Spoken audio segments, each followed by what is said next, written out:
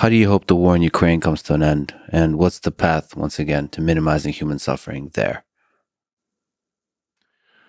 Well, I think that what is likely to happen, which is really pretty much the way it is that something very close to the current lines will be how a ceasefire or truce happens.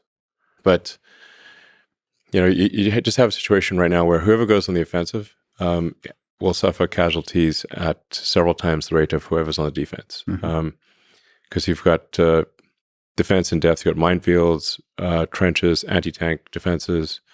Nobody has air superiority because the anti-aircraft missiles are really far better than the aircraft. Like, there are far more of them. And so neither side has air superiority. Tanks are basically death traps, just slow moving, and they're not immune to anti-tank weapons. So you really just have long range artillery and infantry in trenches. It's World War I all over again with drones. Throwing little drones, some drones there, which makes the long range artillery just that much more accurate and better, and so more efficient at murdering people on both sides. Yeah. So it's whoever is. You don't want to be trying to advance from either side, because the probability of dying is incredibly high. So in order to overcome defense in depth trenches and minefields, you really need significant local superiority in numbers.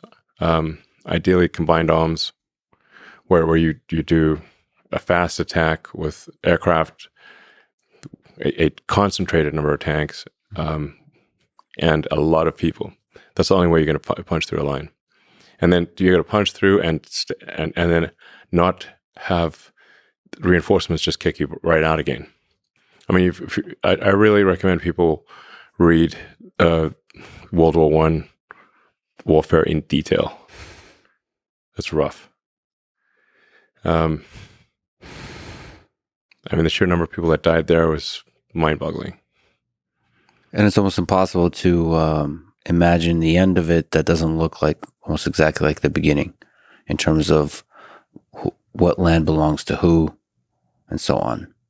But on the other side of a lot of human suffering, death, yes, and destruction of infrastructure. Yes. I mean, the thing that the reason I proposed some sort of truce or peace a year ago was because I predicted pretty much exactly what would happen, which is a lot of people dying for basically almost no changes in land, and the loss of the flower of Ukrainian and Russian youth. And we should have some sympathy for the Russian boys as well as the Ukrainian boys, because the Russian boys didn't ask to be on the front line; they have to be.